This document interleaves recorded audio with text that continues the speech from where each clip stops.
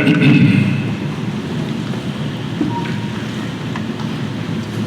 going to be talking about the 7 churches of Asia that are described for us in chapters 2 and 3 there in Revelation. We're going to do it a different way than I've ever done it before.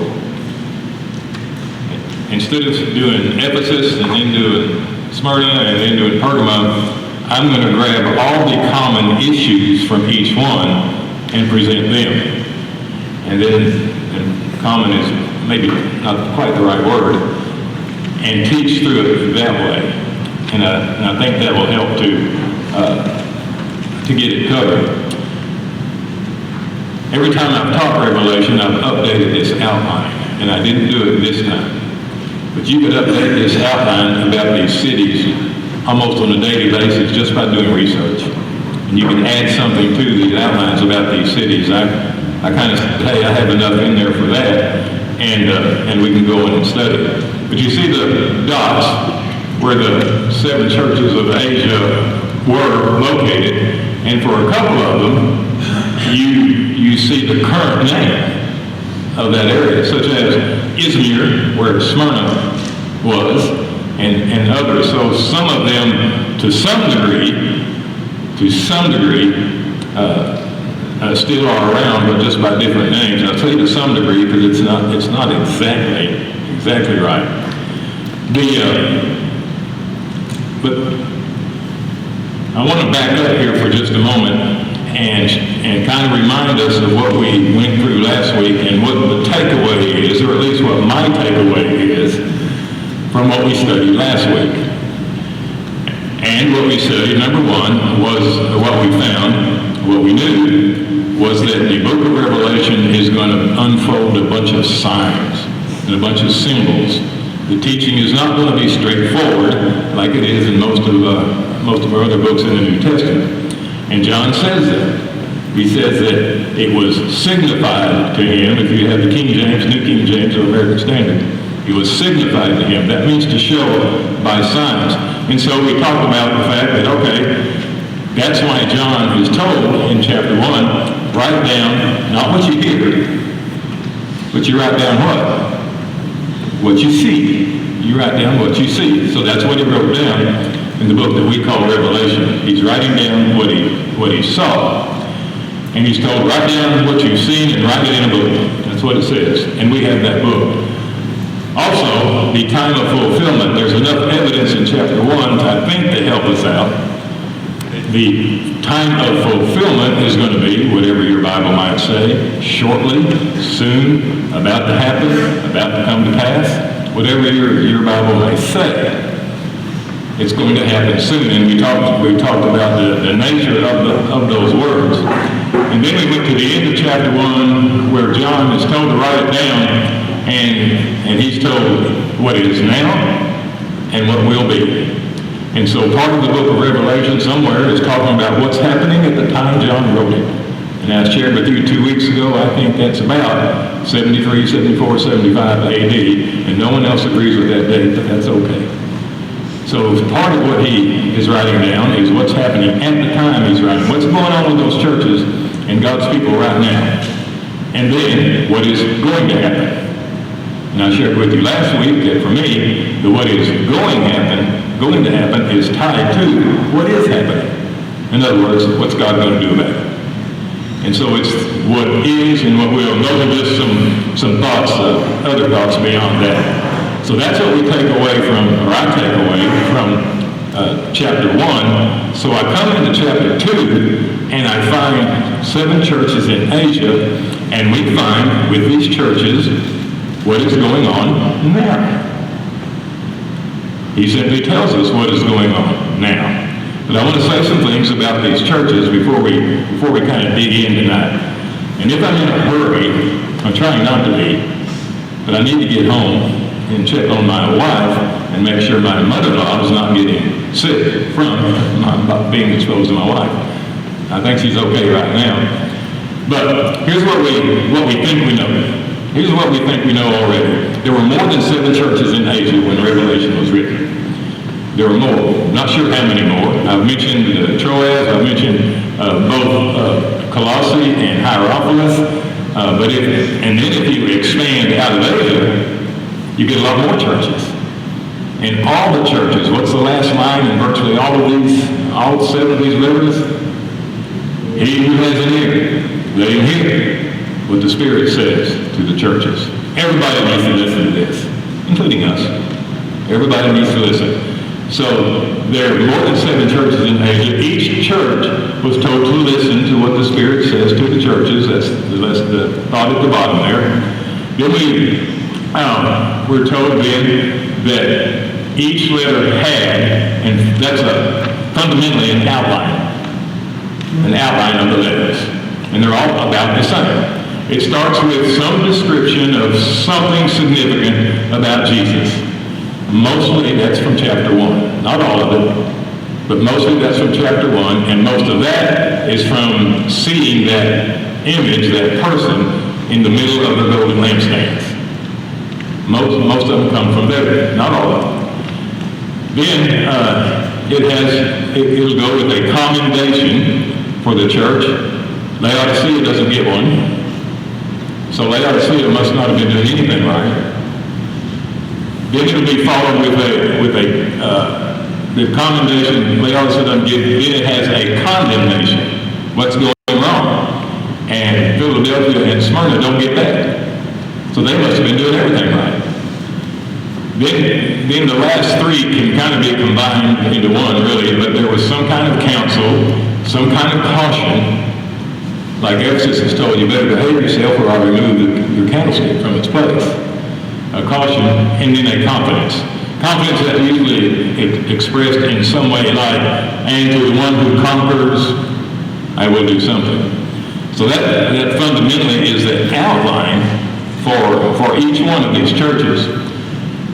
Moving back for just a moment to chapter 1, these are the descriptions or the aspects of the individual that was standing in the middle of those golden lampstands. And of course we know that's Jesus. But we're given many aspects of Jesus. And some of these descriptions of Jesus as the one who's speaking to these 7 churches are taken from here. And some of them you would recognize. I don't want to go through all of these tonight. And this is a little bit different edition of the one I gave you last week. As I shared with you, there are several ways that people approach these things. But fundamentally, I believe it's the most comprehensive picture of Jesus that there is in the New Testament. It gives you virtually every aspect of Jesus. And so that's where these descriptions come from. And he's walking among the lampstands. Okay, if you want a description of these cities from the text, then this is kind of how it all works out. And if you have your Bibles open, let's start with Ephesus. Okay, Ephesus is what we're calling the loveless church. And so you go,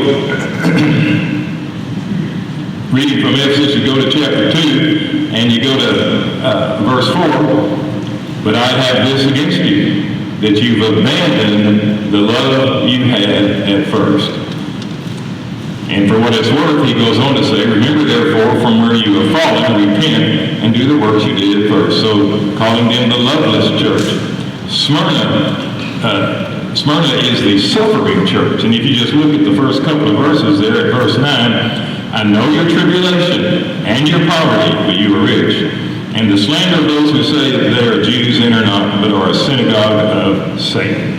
And he goes down toward the end there in verse 10. So be faithful unto death, and I'll give you a crown of life. Pergamum is the compromising church. If you go down to verse 14, but I have a few things against you.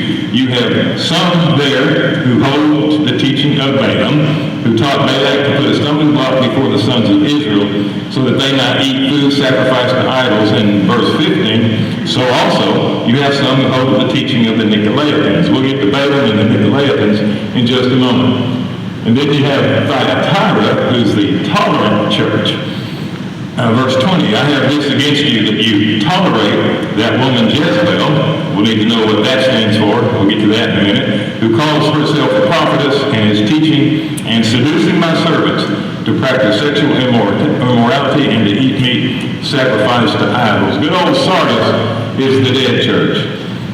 I know your works, verse 1. I know your works. You have the reputation of being alive, but you are dead. Philadelphia is going to be the faithful church, verse 8 of chapter 3, by the way. I know your works. Behold, I set before you an open door, which no one is able to shut. And I know you have but little power, and yet you've kept my word and have not denied my name. And then the last one, Laodicea, is the lukewarm church. You go over to verse 15 of chapter 3. I know your works, you're neither cold nor hot. Would that you were either cold or hot. So because you are lukewarm and neither hot or cold, I will spit you out of my mouth. And so those are the descriptions of the church as we read the text. And now I have to do one of my pet peeves. And really this one is worse than putting an S on the end of Revelation. In your notes, if you're looking at Laodicea, you'll notice I put in there somebody's idea that there was an aqueduct that went from Hierapolis to Laodicea down to Colossae. And that up at Hierapolis, the water was steamy hot mineral water. The water in Colossae was ice cold. And by the time that aqueduct came through Laodicea, it was lukewarm. That aqueduct does not exist and has not existed. Now, you can find plenty of people who say, oh yes, it has. But from an archaeological perspective, and I follow archaeology really closely, and I'd like to go on a dig sometime, and if I don't hurry, then I'll be doing my archaeology in heaven. But there's been no archaeological evidence that there was an aqueduct that started in Hierapolis and went to Colossae. That would be a nice illustration, wouldn't it? If it was really there. What is true is that the water in Hierapolis was hot, steamy, mineral water. That is true. What is also true is that Colossae had ice cold water. There's no evidence of an aqueduct creating them. But with Hierapolis having the warm mineral water and Colossae having the ice cold water, isn't that enough for Jesus to say to Laodicea, but you're lukewarm?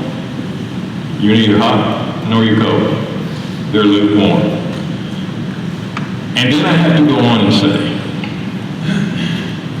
one of the worst things that we or anybody can do is point to something that is supposedly evidence that proves something about the Bible and say it does, and it turns out not to. That's the worst thing that can be done. That's why when I read something that says, oh look, this was found and this proves this, I am totally skeptical. It's going to have to be proven to me, because that's got the way, it's got to be that way. So I pay attention to the experts. I pay attention to the professionals with the expertise and listen to what they say and then check them out. Some of you may disagree with me on this, but I'm about to tell you, Noah's Ark has never been located or found. Never. We think, I've lost count of how many times it's said it has been found, but it has not. And I think the latest questionable find was done by ground radar, looking under the ground. And they saw something that looked like a boat, and they said, that's it. And if you look at the Bible, Noah's Ark didn't look anything like a boat. And they were looking on Mount Ararat, but where does the Bible say the ark rested? On the mountains of Ararat, which sounds like a region, maybe a city by Ararat. And I had a Bible professor who told me that he who proves too much proves nothing. But if something is lifted up and said, hey, look at here, this proves this in the Bible, and it turns out it doesn't, do you know who takes the rap?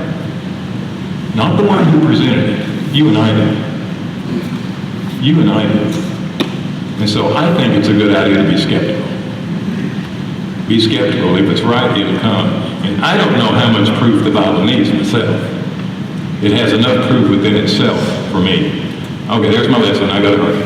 So there's the description from the text. Now, if we use a description from history of these cities, okay, Ephesus was the city of the temple of Diana. We know that anyway, right? We know what happened there in Acts in Ephesus and with the silversmiths and all that. And that temple in ruins has been found. And it was rebuilt and became one of the 7 wonders of the ancient world. But there were other temples in Ephesus to the various gods. Diana or Artemis was not the only one that was worshipped in Ephesus. The Smyrna was called the glory of Asia, and it was the home to what was called the cult of emperor worship. And when we get to chapter 13, we'll talk more about this. But there was what I would call a CIA-type organization that would look out for the people who were not honoring Caesar or Rome, but were insisting on honoring Jesus Christ, and arrest them and take them to Rome for trial. And we'll talk about that when we get a little bit later on in the book. Pergamum was called the political capital of the province of Asia, and it was a place of intense emperor worship, as well as persecution of Christians. Thyatira was the smallest and least important of all those cities.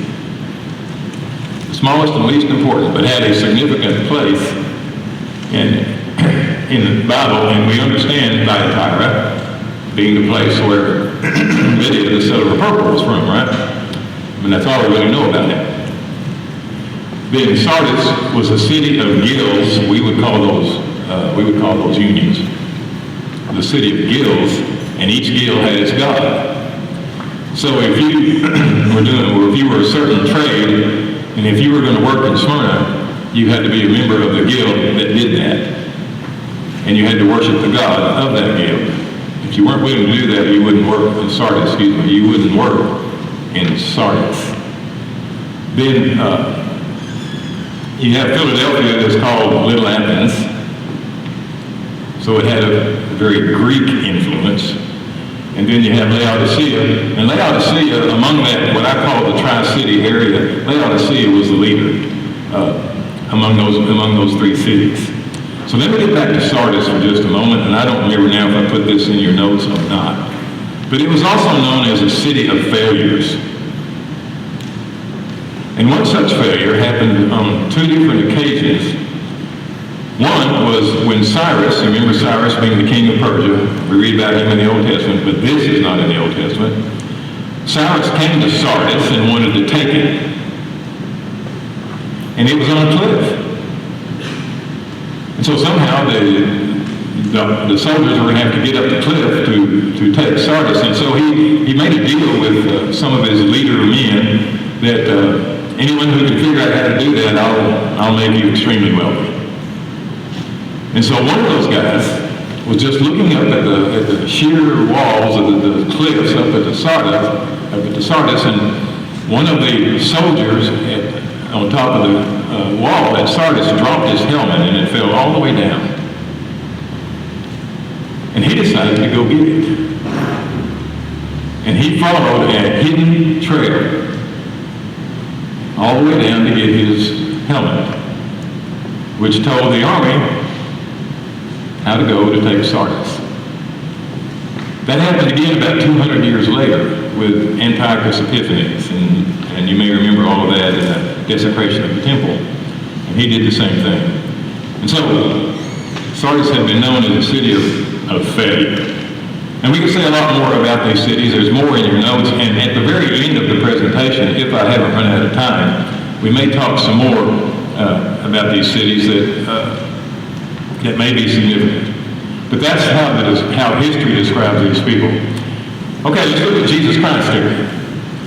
What I've taken is the description of Jesus from each of these 7 letters and pointed them out. If they have the star by them, that means they come from chapter 1. So those descriptions come from chapter 1. So for Ephesus, Jesus is the one who holds the 7 stars in his right hand, and we're told in chapter 1 that those are the angels of the 7 churches. And remember, each church has an angel, and the angel is addressed to the angel of the church at. So the angel represented the church. Now, it may not have been a particular person, it may have been, or this may be just a symbol for the church.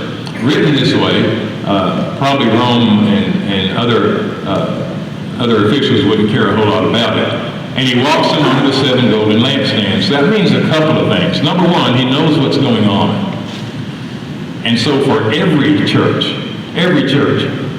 he's going to say, I know.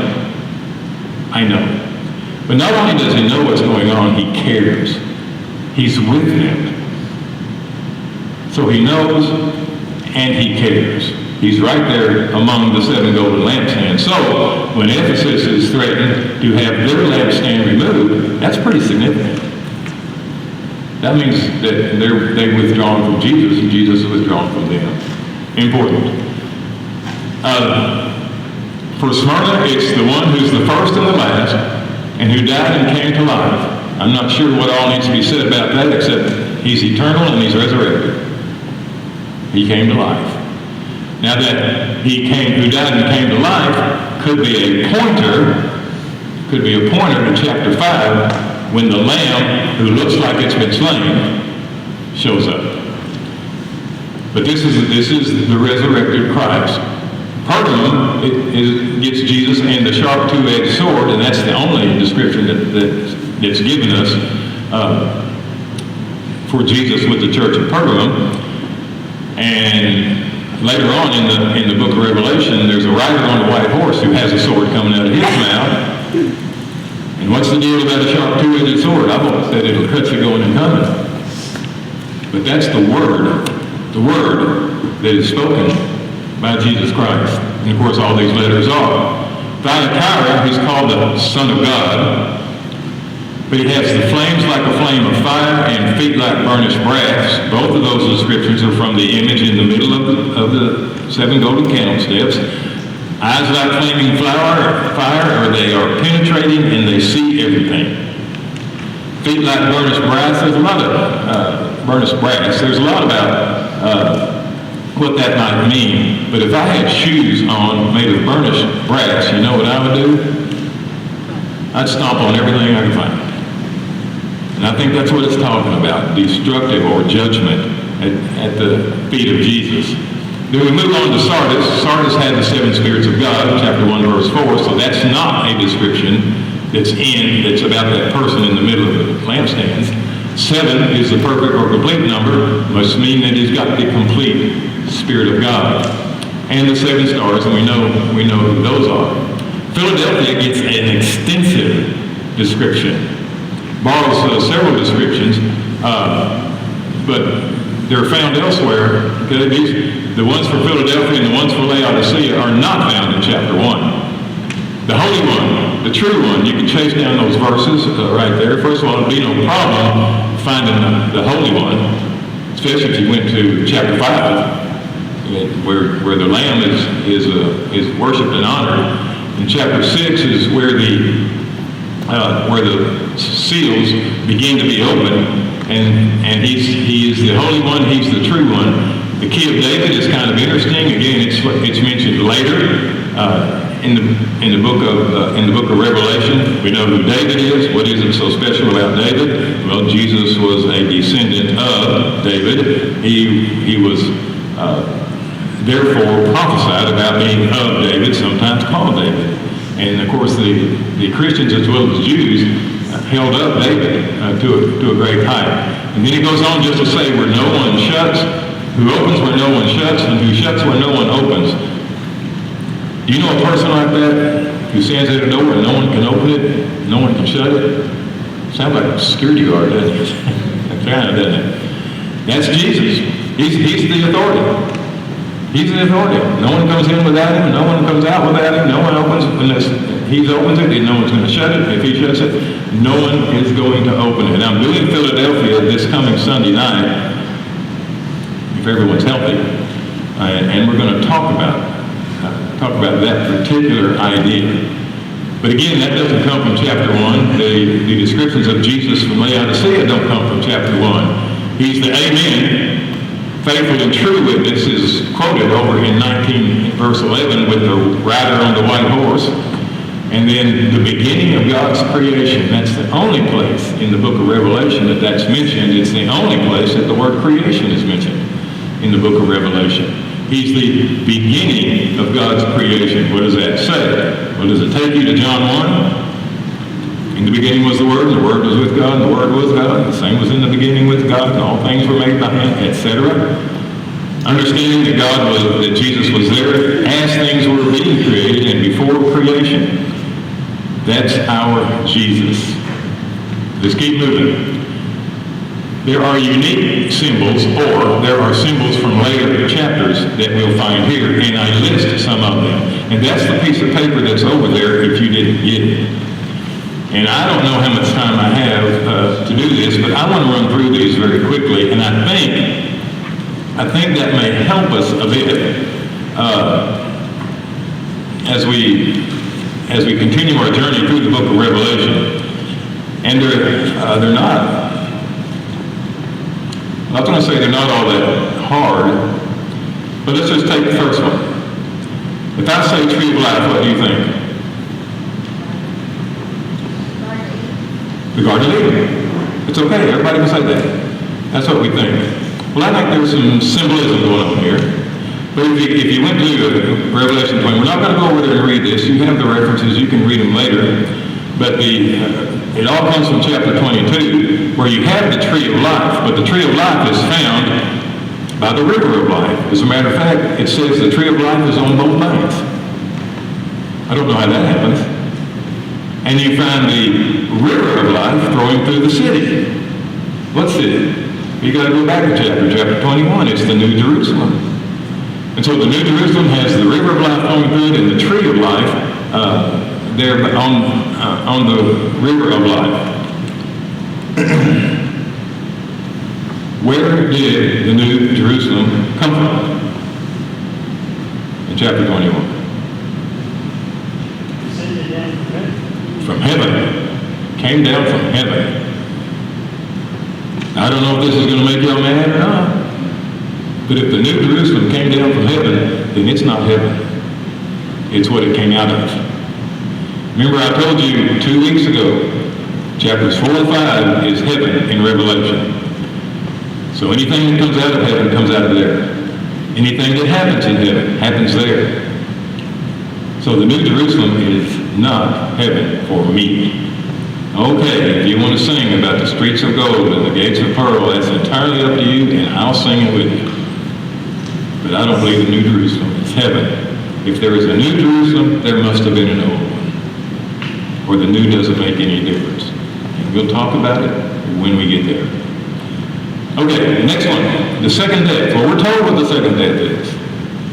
The second death, and that's what Smyrna is told. If you do what I tell you, you won't have no fear. You won't have any fear of the second death. Over there, chapter 20, and they were told that the second death is the death that comes at the end of everything. Okay? The second death is the death at the final judgment. The crown of life. Smyrna says, Smyrna, if you behave yourself, you're going to get the crown of life. That's the Stephanos crown. There's two crowns that are mentioned in Revelation. One is the victor's crown, and one is the rule, the crown of rule. And this one is the victor's crown. This is the Stephanos crown, the crown of life. And Smyrna said, if you behave yourself, if you're faithful to the end, then it'll be yours. The hidden manna. This is the only appearance of hidden manna or manna at all in the book of Revelation. Was manna ever hidden to God's people? It was there every morning, right? Go out and get it. Only get enough for today. Unless it's Friday. So that becomes kind of interesting. I give you a couple of passages to go look at, but it may be a reference to the bread, the food that they haven't got yet, as a result of what they're going through and what God's going to do about it. And we'll talk about that later too. The white stone, this is the only appearance in Revelation of the white stone. We do know a lot about it. The white stone was presented for many things.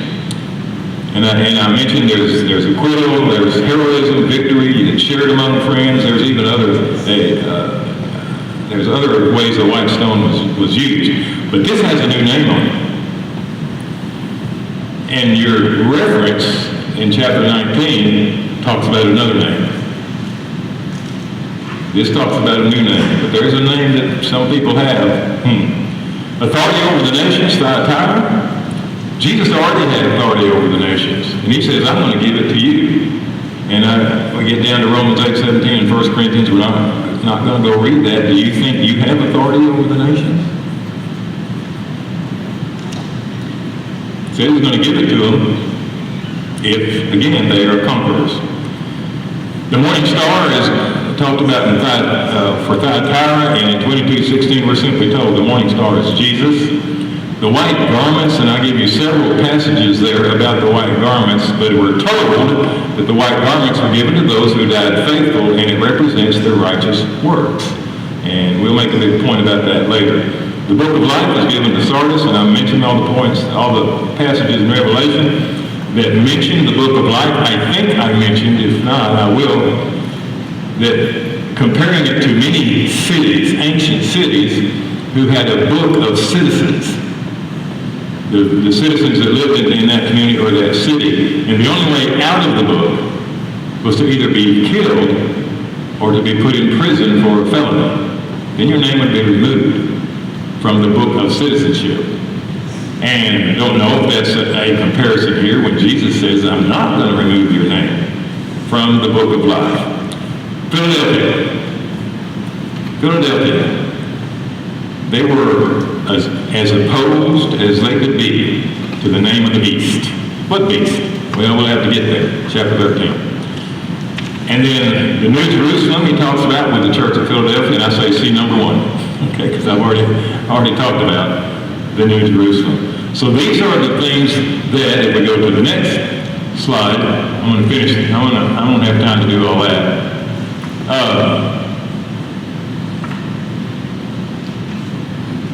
Where to go? That's all my cities.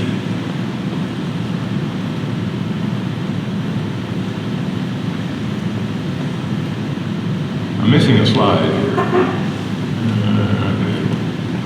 I'll put it in for next week, so I'll follow what I've got here. Okay, the similarities between all the letters is I know. It always starts with I know. It always has the one who conquers, and for Thyatira, it adds, and who keeps, and then he who has an ear, let him hear what the Spirit says to the churches. Those are the things they all have in common. Okay, let's talk about some of these other folks. The Nicolaitans, nobody really knows who they are. There's a lot of guesses. Nicholas was one of the 7 servants who was appointed in Acts 6. If they're following the Nicolaitans, then he turns out to be a bad guy, right?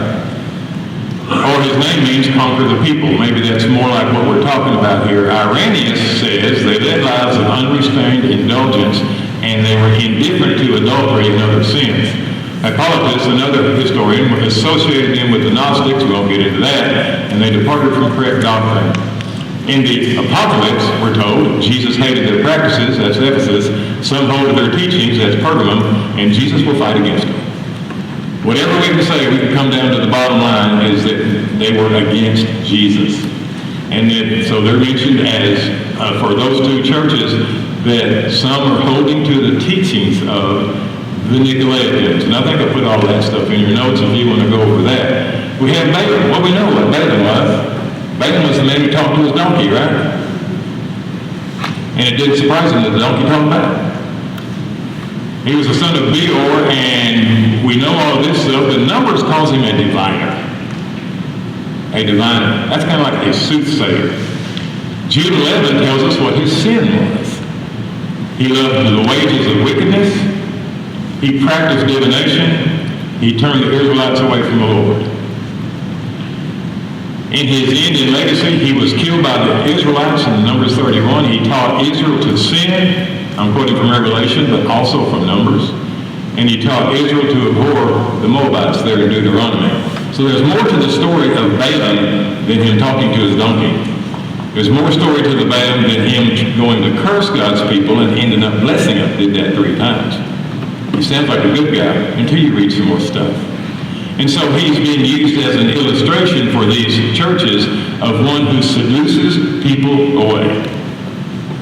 And they allow it. And they allow it. So that's Balaam.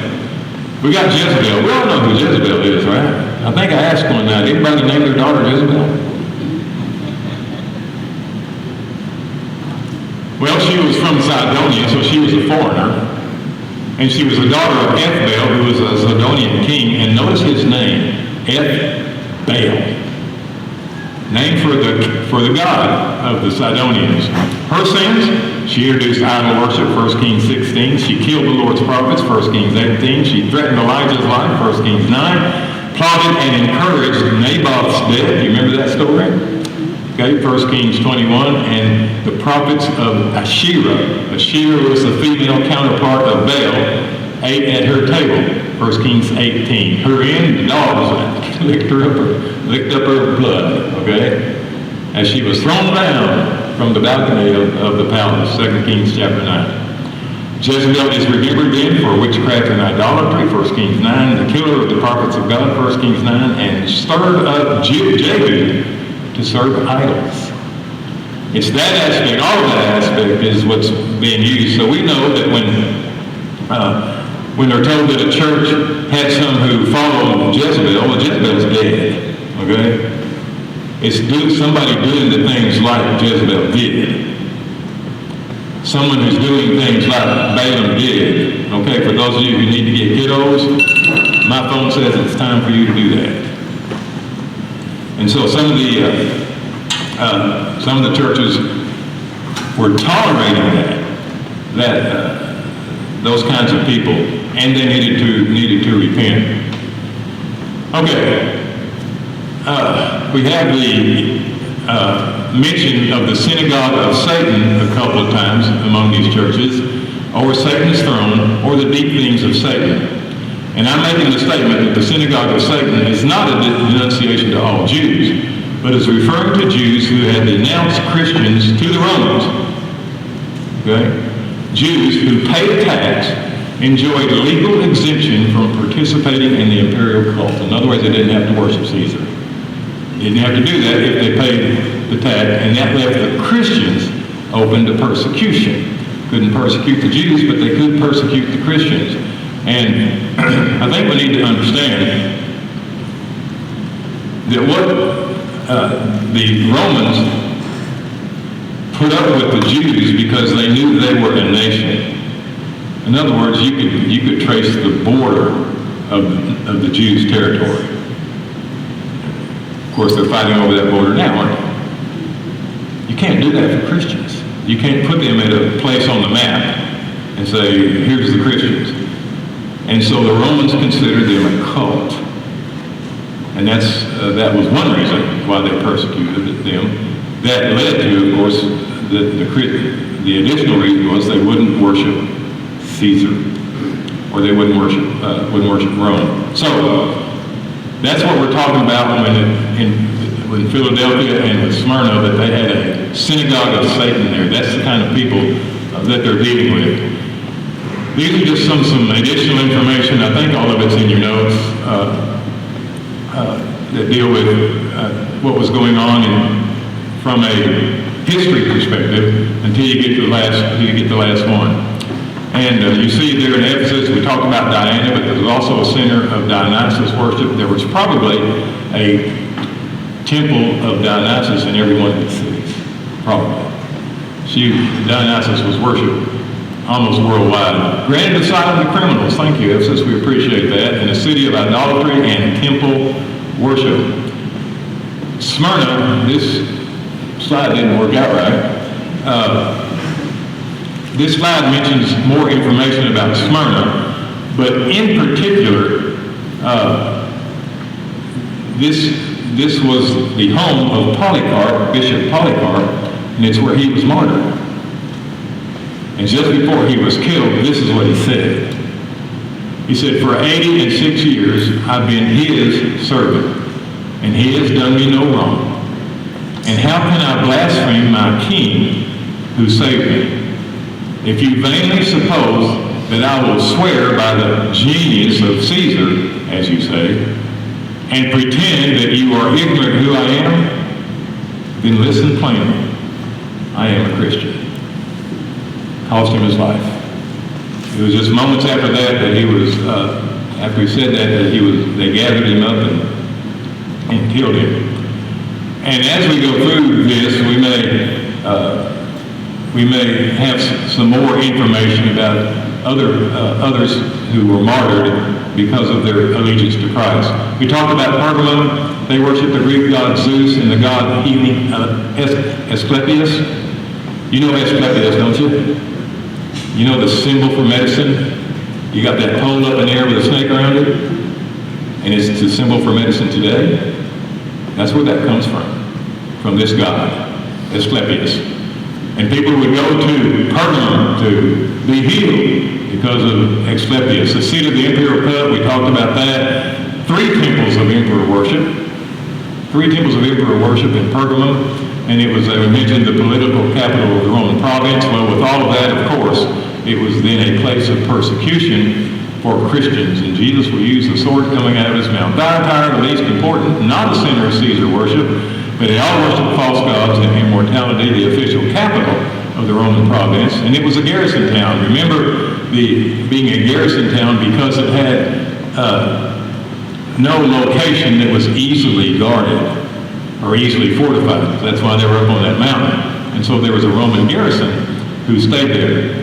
And the one who died and came alive has a message for them.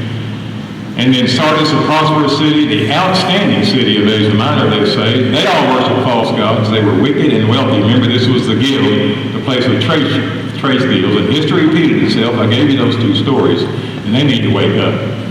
Philadelphia, which I will be talking about Sunday night, was the youngest of all of these cities, and it was worldly, and it sat at the crossroads, and it was a powerful Jewish population, and outlasted all of the other 7 churches. And the god of Dionysus was prominent there. Leveled by an earthquake and rebuilt as Neo-Caesarea. And you know who built it? Caesar Flavius Vespasian. And remember, I think the book of Revelation was written while Vespasian was on the throne, while he was emperor. And the key of David. And then Laodicea, it was wealthy, all kinds of money there. They were famous for the eye salve that was made from a powder, and that's sold all over the world. Good Jewish population, but because they were so wealthy, there you are. And their lake, they were, couldn't get the word. The conquering statements, that TOWC means the one who conquers. In Ephesus, they'll eat of the tree of life. We already talked about that. The one who conquers in Smyrna will not be hurt by the second death. The one who conquers will get the hidden manna and the white stone in Pergamum. The one who conquers will have authority, be given authority, and the morning star. Sardis will have the white garments and the name not removed. Philadelphia will be a pillar in the temple in the name of the God. Laodicea, if they'll behave themselves, they'll sit on Jesus' throne. What do you learn from all this? From Ephesus, I think you hear a call to return to your first love. I wonder how many of us need to do that. I wonder how many of us have left our first love where everything really looked okay, but it's really not. Smyrna is a call not to fear. We didn't read that tonight, but it says, don't be afraid. Smyrna, I know you're going through all this stuff, so it's a call to not fear.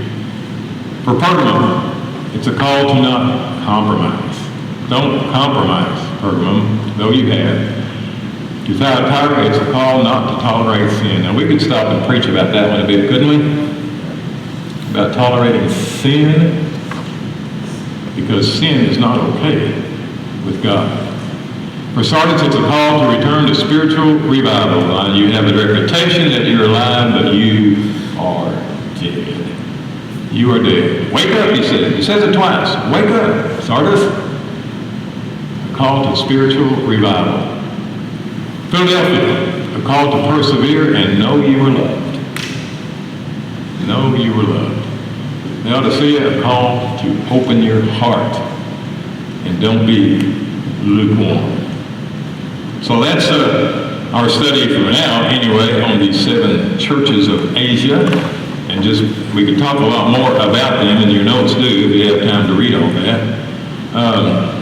But that sets the stage. So, once again, if we take all 7 of those letters to those 7 churches, understanding that there's more churches than that, we do see in it a description of what was going on right then in those churches. And we see God saying, but this is what will happen. Typically, if you'll straighten out, or if you remain faithful. So there's a future element to them too. It would be kind of cool if chapters 2 and 3, the letters to the 7 churches, would be all there is of what is now, and the rest of the book would be what is coming, but it's just not that easy. There's many other descriptors in the book of Revelation talking about the situation at hand. So we'll have to point those out as we come to them. So appreciate your attention tonight. Let's have a prayer.